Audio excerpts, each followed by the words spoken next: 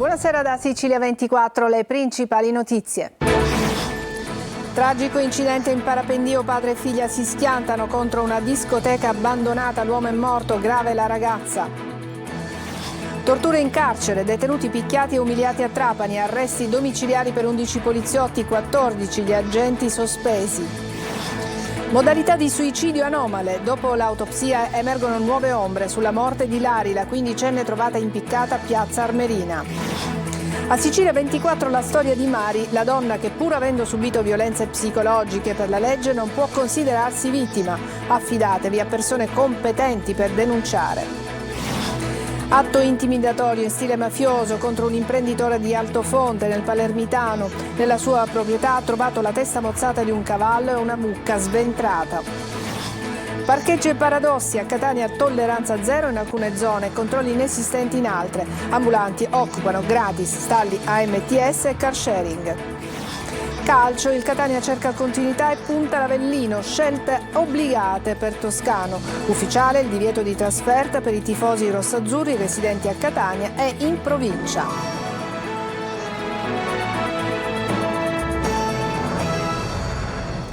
Bentrovati, in apertura la tragedia avvenuta a Milazzo, dove padre e figlia si sono schiantati con il parapendio su una discoteca abbandonata. Per l'uomo non c'è stato nulla da fare, è morto per un arresto cardiaco, mentre la ragazza adesso si trova ricoverata ed è stata trasportata in ali soccorso a Messina. Francesco Triolo.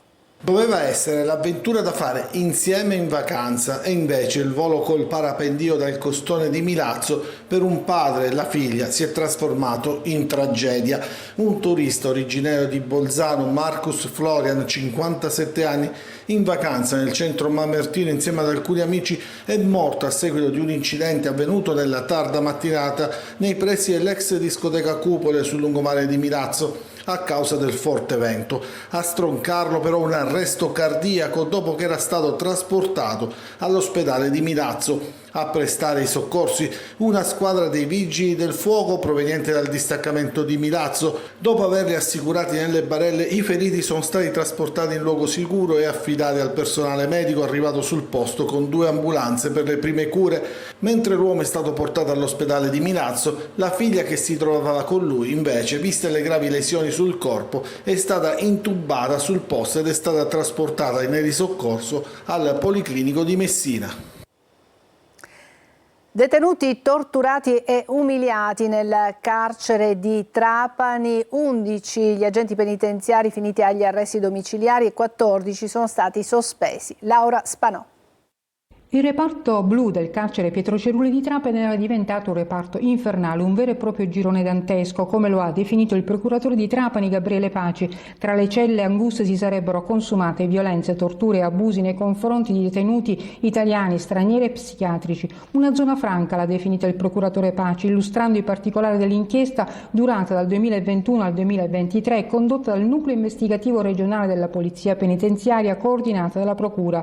Un'indagine che ha portato all'emissione di 25 misure di custodia cautelare nei confronti di agenti della Polizia Penitenziaria in servizio al Cerulli, 11 finiti agli arresti domiciliari, altri 14 sospesi dal pubblico ufficio, ma si parla di 56 indagati complessivamente. Se le accuse saranno confermate, si tratta davvero di una vicenda senza precedenti. Ricostruiti circa 20 casi. C'è il detenuto che aveva tentato di evadere e per punizione sarebbe stato denudato e preso a calci e pugni. Ad un altro recluso era stata gettata dell'acqua nella cella. Un altro detenuto, denigrato per le dimensioni dei suoi organi genitali, sarebbe stato costretto a attraversare il corridoio nudo. La risposta ad un altro che chiedeva la somministrazione della terapia era stata una secchiata di urina addosso. A volte ai detenuti venivano fatte fumare sigarette con l'aggiunta di sostanze non identificate. Arrivo a morire, sottolineava un agente intercettato, meglio cambiare sostanza, dagli questo che lo conosco, se è allergico, o anche venivano legati con il lenzuolo. Gli investigatori parlano di manganellate ai fianchi, violenza fisica e verbale. Sei un cane, spogliati, cosa inutile, urlavano.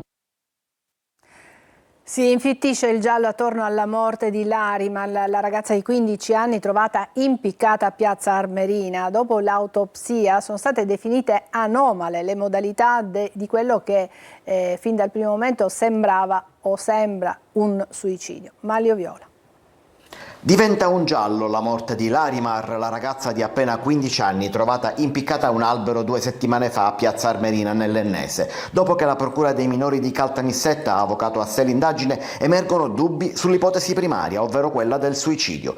La ragazza infatti aveva collo, addome e piedi legati con una corda. Lo stabilisce l'autopsia, che ha trovato sul cadavere i segni delle corde, poi slacciate dalla madre della giovane nel tentativo di soccorrerla. La quindicenne aveva però le mani libere, ma l'osso cervicale non era spezzato e le scarpe erano pulite nonostante l'albero si trovi in mezzo al terreno. Tutti elementi che fanno definire anomale le modalità del suicidio agli inquirenti.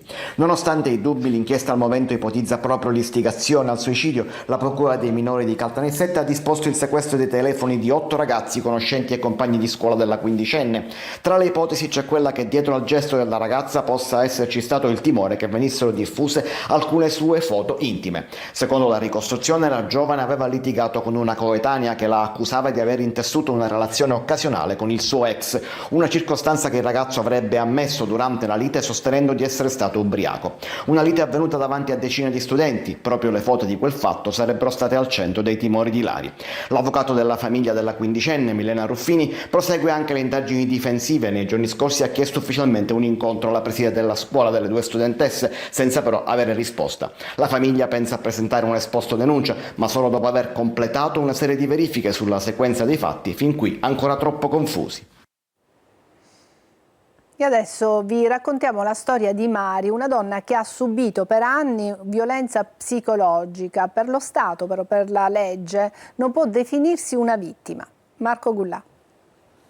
Lei si chiama Mari, imprenditrice palermitana, vittima di violenza non riconosciuta. Un paradosso se si considera che questa donna ha dovuto stravolgere la sua quotidianità dopo un episodio che le ha cambiato la vita. Io sono stata protagonista di una brutta vicenda. Una vicenda che mi ha reso al centro delle cronache locali e nazionali. A gennaio del 2023 la città di Palermo viene tapezzata da dei volantini dove mi ritraevano insieme al mio ex marito ed altre 15 figure maschili, dove l'illazione era quella sessuale, ovvero che erano i miei ex amanti. Diciamo che in quel momento la mia vita si stravolge completamente, perché inizia una gogna mediatica contro di me senza conoscere realmente quello che ci fosse dietro quella brutta vicenda. A questa donna sono state bruciate anche 3 auto, nessun colpevole, seppur le abbia forti indizi. Ma non ci sono le prove e allora va tutto in archiviazione. Mari non è vittima di violenza. Diciamo che la mia vita in quel momento cambia completamente, anche perché quella notte di sabato sera di fine gennaio io cerco in tutti i modi di capire cosa stesse succedendo, perché mio figlio era fuori.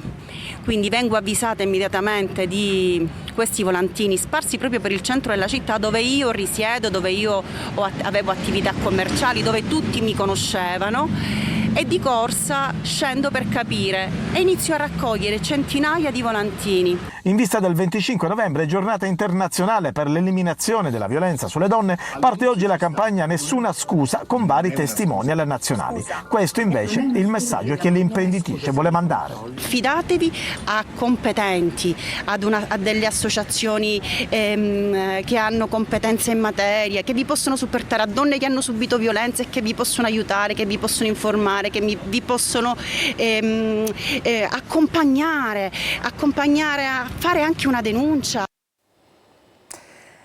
Nello studio medico Procopio si eseguivano dei veri e propri interventi di chirurgia plastica senza avere le autorizzazioni e i requisiti necessari. Sono stati rinvenuti durante un sopralluogo dei carabinieri dei NAS bisturi, anestetici e diversi attrezzi utilizzati per eseguire operazioni chirurgiche. Ricordiamo che lo studio Procopio è proprio dove ha perso la vita, è entrata in coma e poi ha perso la vita Margaret. Desiree Ferlito. Lì dentro si operava senza autorizzazioni. I carabinieri dei NAS, rimasti a lungo nello studio Procopio a Roma, non hanno più dubbi. In quell'appartamento all'Euro, trasformato in ambulatorio, dove Margaret, la 22enne di Lentini, che voleva ritoccare il naso, è entrata in coma per poi morire in ospedale, venivano eseguiti dei veri e propri interventi di chirurgia plastica che non potevano essere fatti. C'erano un bisturi, l'anestetico locale e altri farmaci. Una perquisizione durata alcune ore. Accertate inoltre che nello studio mancava mancavano la documentazione medica, quella contabile, la descrizione dei farmaci e gli strumenti per fronteggiare eventuali emergenze, come quella che è costata la vita a Margaret.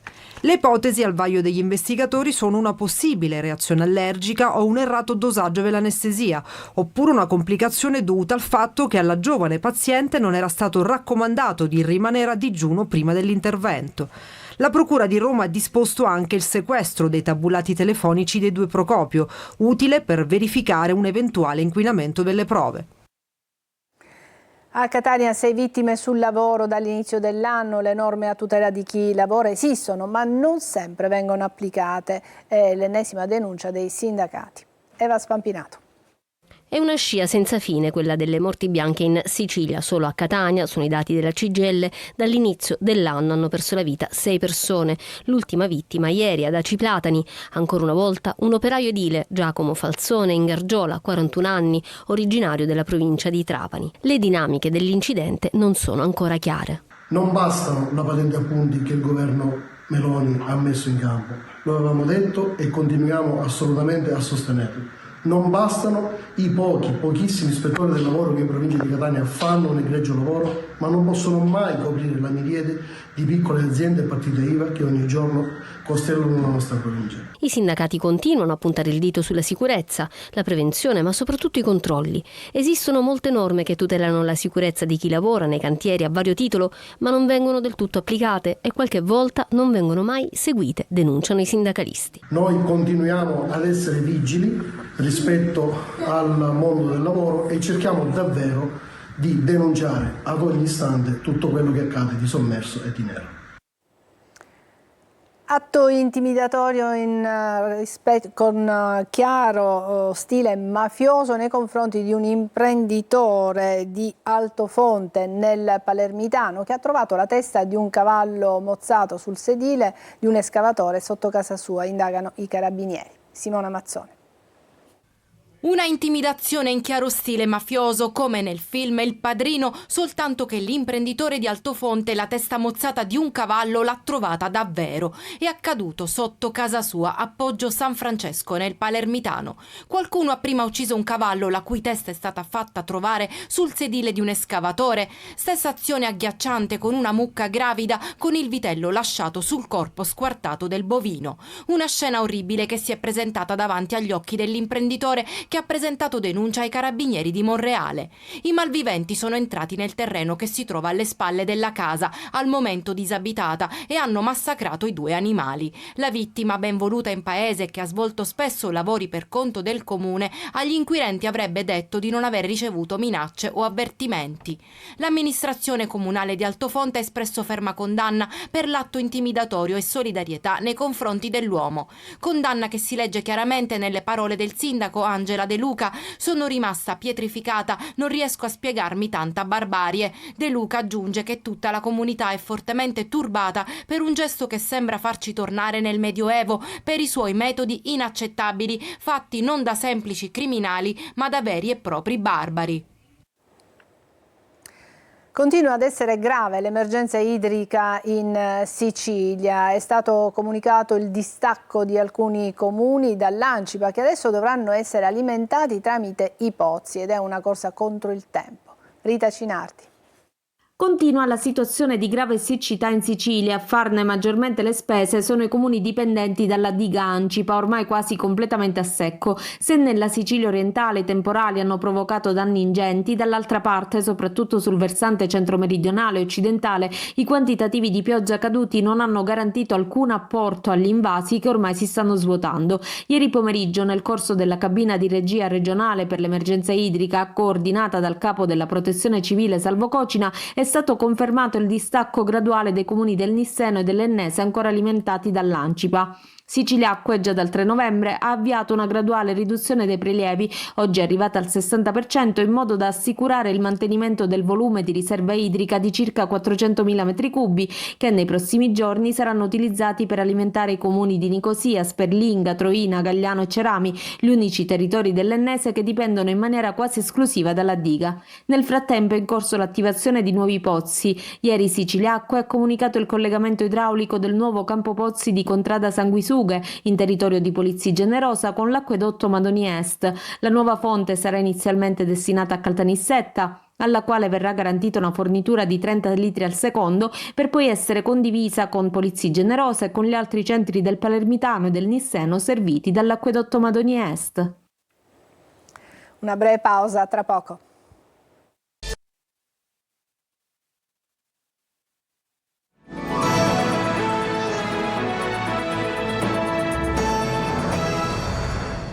Parliamo dei parcheggi a Catania, dove ci sono dei paradossi: tolleranza zero in alcune zone e controlli inesistenti in altre. Tonino De Mana. Auto in doppia e tripla fila, ambulanti sulle strisce blu o negli stalli del car sharing, carico e scarico a qualsiasi ora, incuranti dei cartelli e del codice della strada. Catania, ostaggio del traffico, dell'anarchia e dei paradossi, con strade vessate dai controlli, a volte rigidi e senza tolleranza, come in via Milano, Pole, Leopardi ed altre, dove non si vede mai girare una pattuglia. Sulle strisce blu, tinteggiate e ben visibili, esattamente l'opposto di quelle bianche, quasi sempre scolorite, si passa da un eccesso all'altro. Ci sono strisce blu, ma forse il blu di via Leopardi è diverso dal blu di via Plebiscito? A quanto pare sembra di sì. Le macchine in sosta vietata devono essere verbalizzate, ma deve essere fatto tutto con un criterio. Ci sono alcune zone di Catania dove gli operatori sostane non passano completamente e alcune zone dove non puoi lasciare l'auto nemmeno per un minuto che ti trovi il verbale sul parabrezza. Cardello annuncia novità sulla sosta a pagamento e non solo. Stiamo portando avanti la richiesta per poter riattivare il quarto d'ora di cortesia, affinché le persone, se devono fermarsi per fare una commissione di pochi minuti, possono parcheggiare nelle strisce blu senza aver il pensiero del tagliandino o del verbale che verrà fatto, e in questo modo non verrà più giustificata la sosta selvaggia in seconda e in terza fila, che è quello che sta accadendo in questo momento. Strade ostaggio di automobilisti incivili e negozianti sempre più esasperati. Tolleranza zero, non ci si può fermare un attimo. Sosta e verde selvaggio in piazza Corsica, dove le fronde degli alberi sono ad altezza di bambino. Dulcis in fundo, vi mostriamo lo street control, fermo in doppia fila a largo Aquileia. Sarebbe un mezzo preposto per rilevare le infrazioni degli automobilisti, ma chi controlla i controllori? Gravi carenze igieniche sono state riscontrate dai carabinieri del NAS in un ristorante lungomare dei Ciclopi di Aci Castello, dove hanno sequestrato 100 kg di prodotti alimentari. L'attività è stata sospesa, il titolare è stato denunciato. I militari hanno trovato nei locali sporco non rimosso da tempo e residui di cibo sotto i piani di lavoro, poi ancora segni di blatte e roditori. E oggi è stata una giornata di sciopero per i medici ed infermieri, salve solo le emergenze e i medici di famiglia. A rischio ci sono 100.000 visite specialistiche. Abbiamo gli stipendi più bassi d'Europa, denunciano le sigle ospedaliere. Lorena Dolci. La rabbia oggi indossa il camice bianco. Primari, specialisti, infermieri incrociano le braccia dalla mezzanotte per 24 ore. Uno sciopero contro la manovra del governo che rischia di fare saltare oltre 1 milione di prestazioni sanitarie. Non un assalto, ma una richiesta di aiuto, dicono ANAO e CIMO, le sigle dei medici ospedalieri che non vogliono essere complici dello smantellamento del sistema sanitario e in massa prendono parte alla grande manifestazione nella capitale. Sono problemi legati alle aggressioni continue, della mancata sicurezza del posto di lavoro, di un contratto che è stato approvato e firmato a gennaio, ma anche ora, a oggi quasi il 60% delle aziende italiane non ha attivato. Ragioni che sono alla base della fuga di massa dei medici, accolti a braccia aperte dai privati o all'estero. Risultato: reparti sguarniti, liste d'attesa interminabili e aggressioni. Noi oggi stiamo lanciando il nostro grido di allarme perché vogliamo che la politica finalmente attivi una campagna di assunzionale seria e adeguata alla nostra categoria e soprattutto porti avanti e faccia una legge che depenalizzi l'atto medico. Assunzioni che passano da un adeguamento degli stipendi più bassi d'Europa. L'astensione non avrà effetti sulle urgenze garantite, ma rischiano di saltare 100.000 visite specialistiche e 15.000 interventi programmati. E adesso vi portiamo a bordo del treno espresso turistico di Agrigento con Davide Sardo.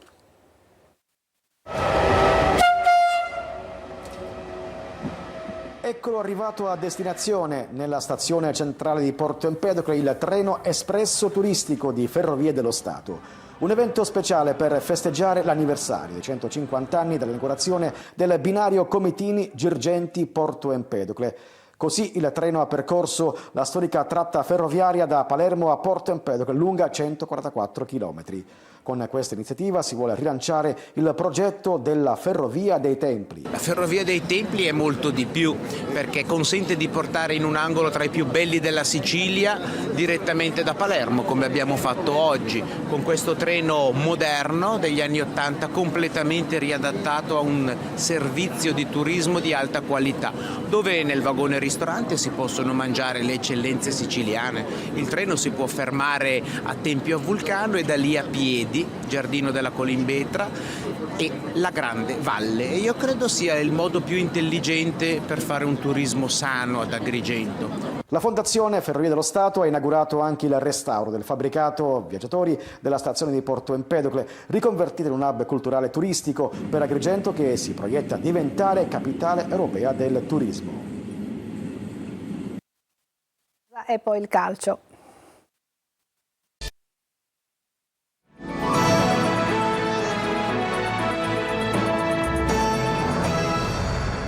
Eccoci al calcio, Catania in campo sabato ad Avellino per dare continuità al successo nel derby col Trapani. Difficilmente Toscano potrà recuperare qualcuno, quindi le scelte saranno essenzialmente tecniche. Francesco Triolo. Da un lato può essere considerato l'avversario giusto al momento giusto, perché l'Avellino, dopo la striscia di 5 vittorie consecutive con l'avvento di Biancolini in panchina, adesso sta attraversando un periodo di frenata, sconfitta col Taranto, pareggi con Potenza e Benevento. Dall'altro il Catania potrebbe approfittarne per dare continuità alla vittoria di venerdì col Trapani e premere sul pedale dell'acceleratore, ma sarà una partita difficile contro una squadra che contro il Benevento ha dimostrato di poter competere sino alla fine per il primato del girone. Il Catania però, grazie alla vittoria del derby col Trapani, ha recuperato fiducia e consapevolezza dopo prestazioni buone ma senza i risultati sperati.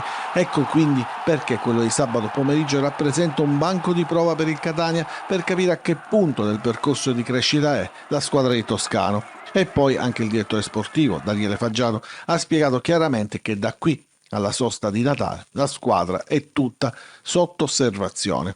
In questi giorni Bimbo Toscano sta lavorando sulle soluzioni da presentare al Partenio. Il tecnico etneo infatti potrebbe anche proporre un 3-5-2 più coperto, oppure la soluzione che col Trapani ha dato buoni frutti, quella di Jimenez, playmaker e stoppa sulla tre quarti. Difficilmente infatti Toscano potrà recuperare qualcuno degli infortunati e quindi le scelte saranno legate soltanto alle decisioni tecniche dell'allenatore. Intanto è arrivata l'ufficialità del divieto di vendita dei tagliandi per la partita del Partenio per i residenti in provincia di Catania, quindi niente trasferta per i tifosi rossazzurri. È tutto, grazie per averci seguito, buona serata.